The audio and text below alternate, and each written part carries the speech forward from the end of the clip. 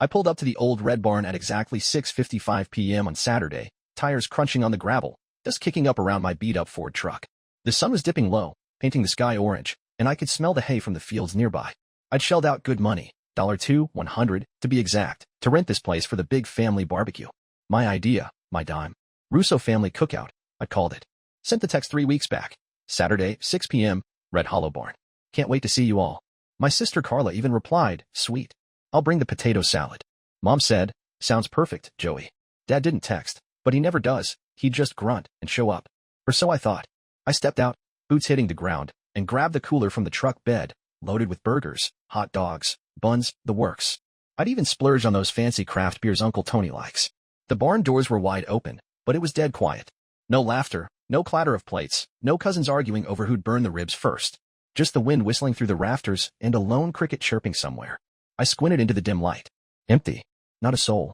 No familiar cars in the lot either. Just my truck and some rusted tractor off to the side. My gut twisted. Something was wrong. I hauled the cooler inside anyway, figuring maybe they were late. The barn smelled like old wood and stale beer from some other party. Long tables sat bare. No checkered cloths, no paper plates, nothing. I checked my phone. 7:03 p.m. The text stared back at me. Saturday, 6 p.m. Clear as day. I confirmed it with Mom on Wednesday. You sure it's Saturday? I'd asked. Yes, Joey, stop fussing, she'd snapped. So where the hell was everybody? A guy in a flannel shirt and a ball cap wandered in from the back, probably the caretaker. You Russo? He asked, chewing on a toothpick. Yeah, I said, setting the cooler down. Where's my party? He scratched his neck, looking confused. Party? That was yesterday, man. Big group, maybe 20 folks. Had a pig roast and everything. Left about midnight. I stared at him, my brain not catching up. Yesterday? He nodded. Yeah, Friday night. They booked it, showed up, ate, laughed their asses off. You weren't here. I felt my face get hot, like someone had slapped me. No, I was supposed to be here tonight. I paid for this. $2,000 plus tax. He shrugged, like it wasn't his problem. Well, they were here last night. Had a blast, from what I saw. Your mom, I think, brought a banner. Russo family reunion. Real nice touch. I laughed, but it wasn't funny. It was one of those tight, bitter laughs that sticks in your throat. You sure? I asked, even though I knew he was. He just nodded again. Sorry, man. Want me to call someone? Nah, I said, already pulling out my phone. I dialed Mom. It rang 3 times before she picked up, her voice all chipper, like she was halfway through a glass of wine. Hey, Joey. You all right? I didn't waste time. Where is everybody? Silence on her end, then that little chuckle she does when she's caught. Oh, honey, it was yesterday. We figured you got tied up at work or something. Don't worry, we saved you some ribs. I gripped the phone so hard my knuckles went white. Yesterday? Mom, I paid for tonight. I texted you. Saturday, 6 p.m. She sighed, like I was the one being difficult. Well, it worked better for everyone on Friday. We didn't think you'd mind. We'll drop off the leftovers tomorrow. I didn't say a word. Just hung up. The caretaker guy was still standing there, shifting his weight, looking like he wanted to bolt. They ate, he said, like it'd help. Pig was damn good, too. I didn't answer. My phone buzzed, Carla texting. Dude, you missed it. Epic night. Got you a roll, though. A roll. $2,000 for a damn dinner roll. I shoved the phone in my pocket and looked around the empty barn. They'd planned it. They'd all known. And they didn't even care enough to tell me. I didn't yell or call back. Didn't text the family group chat with a big screw you. I just stood there, the cooler sweating at my feet, the quiet pressing in. This wasn't new. It was the same old song, just louder this time. I'd been the guy who picks up the tab, the one who fixes their messes for years. And they'd been fine leaving me out again. I grabbed the cooler, hauled it back to the truck, and sat in the driver's seat with the engine off. The barn loomed in the windshield, dark and hollow, like a big middle finger. I wasn't going home yet. I had thinking to do. They'd made their move, and tomorrow, I'd make mine. I sat in that truck outside the Red Hollow Barn for what felt like hours, but the clock on the dash said it was only 40 minutes. The sky went from orange to deep purple, stars poking through, and the air got that crisp bite you feel in early fall. My hands were still on the steering wheel, even though the engine was cold. That cooler full of meat and beer sat in the bed, mocking me. $2,100 for a party I didn't even get to eat at, and all I had to show for it was a text from Carla promising me a lousy roll. I kept replaying Mom's voice in my head. We figured you got tied up, like it was my fault they ditched me. The more I thought about it, the heavier it got, like someone piling bricks on my chest. This wasn't just about the barbecue. It was everything. 5 years of being the guy who says yes, the one who bails them out, the one who doesn't make waves. I'm Joey Russo, 34, single, decent job fixing heavy machinery down at the plant. I don't ask for much, just a cold beer, a quiet night, maybe some respect. But my family? They've been treating me like an ATM with a heartbeat since I was old enough to cash a paycheck. It started small. Back when I was 22, fresh out of trade school, I gave Carla $50 for gas because she swore she'd pay me back. She didn't. Then it was $100 for Dad's truck repair because he'd forgotten to budget for it. Then Mom needed $300 for the electric bill after she blew her cash at the casino. "You're doing good, Joey," she'd say. "We're family. Help us out." I did. Every time. Because that's what you do, right? You take care of your own. But it never stopped. Carla's rent when she lost her bartending gig. Dad's new tires after he hit a pothole. Mom's emergency vet bill for that yappy little dog she never even trained. I'd hand over the cash, and they'd pat me on the back like I was some hero. "Good old Joey," they'd say. "Always there when we need him." Except they didn't need me. They needed my wallet. And when I needed them, crickets. Like tonight. I paid for a family cookout, and they couldn't even bother to tell me they'd moved it. I pulled out my phone and scrolled through the group chat. 3 days ago, I'd sent, "Red Hollow Barn, Saturday, 6 p.m. Everybody still good?" Mom replied, "Yep, all set." Carla said, "Can't wait." Uncle Tony even chimed in, "Better have those beers cold, kid." Not one of them said, "Hey, Joey, we're doing Friday instead." They'd planned it behind my back.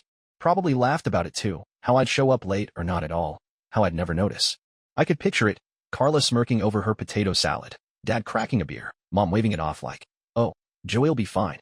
And me, standing in an empty barn like a damn fool. My phone buzzed again. Another text from Carla. "Seriously, bro, you should have seen Dad dance with Aunt Rita. Hilarious. Leftovers are yours if you swing by tomorrow." I stared at it, my thumb hovering over the screen. Part of me wanted to type back, "Screw your leftovers," and hit send. But I didn't. I tossed the phone on the passenger seat and leaned back, closing my eyes. The quiet was thick, pressing in from all sides. Usually, silence bugs me. I'd turn on the radio or call a buddy just to fill it. But tonight, it felt different. It wasn't empty. It was heavy, like it was trying to tell me something. I thought about the last time they'd pulled something like this. 2 years back, my birthday. I'd invited everyone to my place, nothing fancy, just pizza and a ball game on TV. I'd even bought a cake, chocolate with that thick frosting Mom likes. Nobody showed. Mom called at 9 p.m., said they'd all gone to Carla's new apartment instead. She needed cheering up, Mom explained. Lost her job again. "We figured you'd understand." I'd sat there alone, eating cold pizza, staring at that stupid cake. Didn't even cut it. Threw it out the next day. They didn't bring leftovers that time, just excuses. And it wasn't just the big stuff. It was the little digs, the way they talk about me like I wasn't even there. Last Christmas, I overheard Carla at Mom's house, whispering to Aunt Rita, "Joey's got no life anyway. Might as well help us out." Dad laughed and said, "Yeah, kid's a workhorse." Good thing, too, we'd be sunk without him. I'd been in the kitchen, grabbing a beer, and they didn't even notice me standing there. I didn't say anything then. Just drank my beer and went home early. But it stuck with me like a splinter you can't dig out. Now, sitting in the truck, it all came rushing back. The money, the missed nights, the way they'd smile to my face and stab me in the back. I wasn't mad anymore. Mad's too hot, too quick.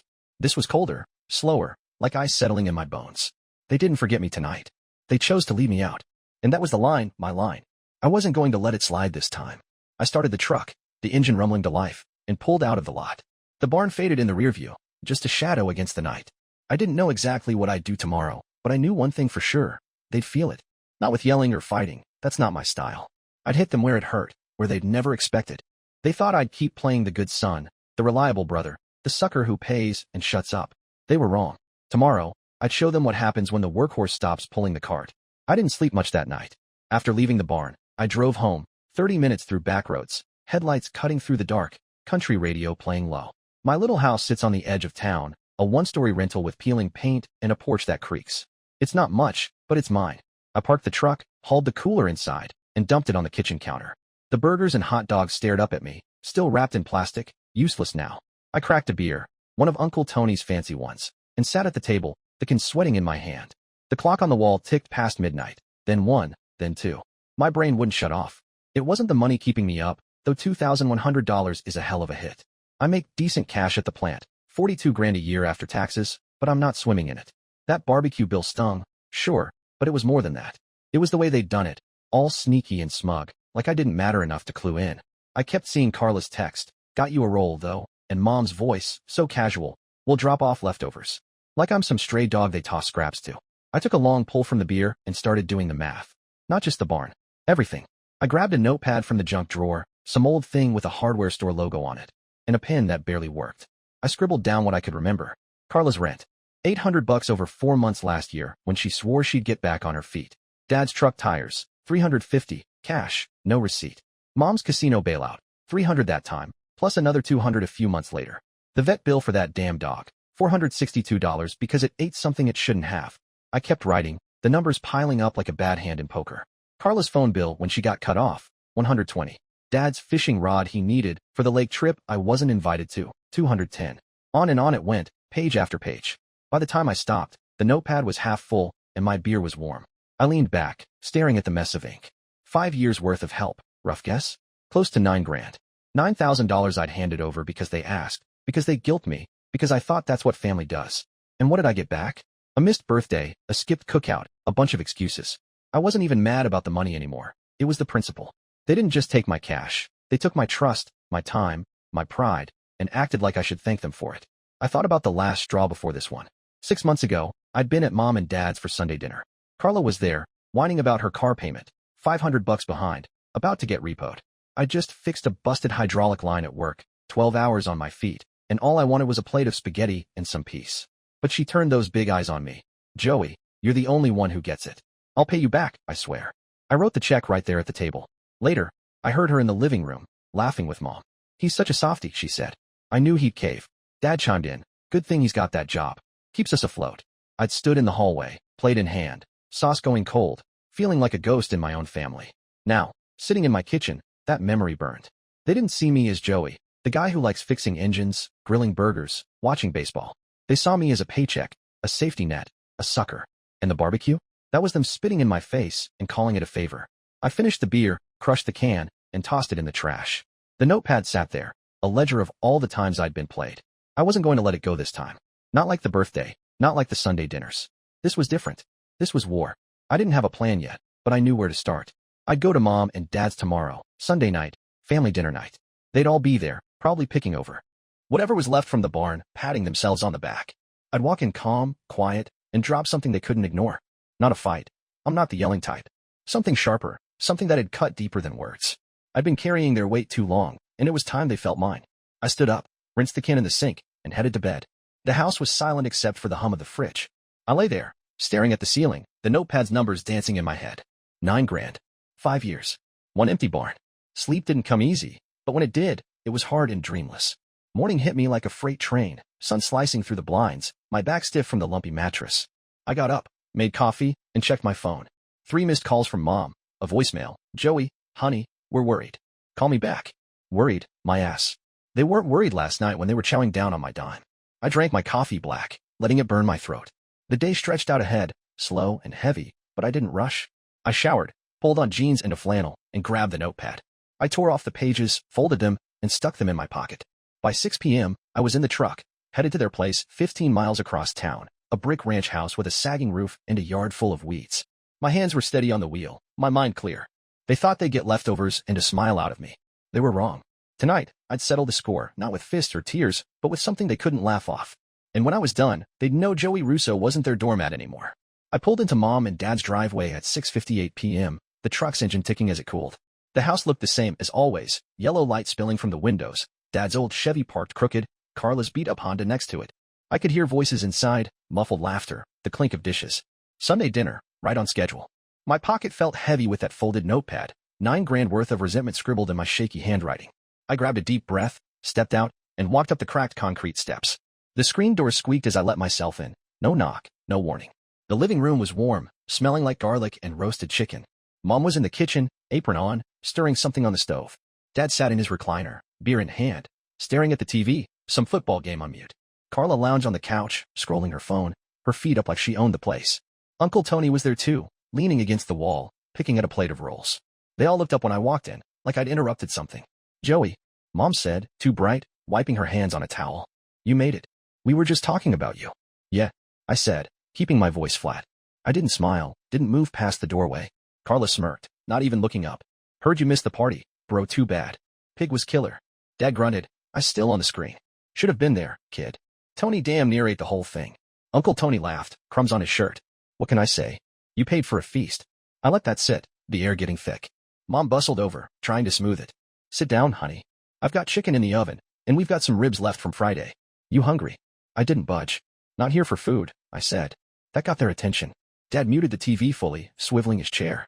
Carla finally put her phone down. Eyebrows up. Mom's smile faltered. What's that mean? She asked.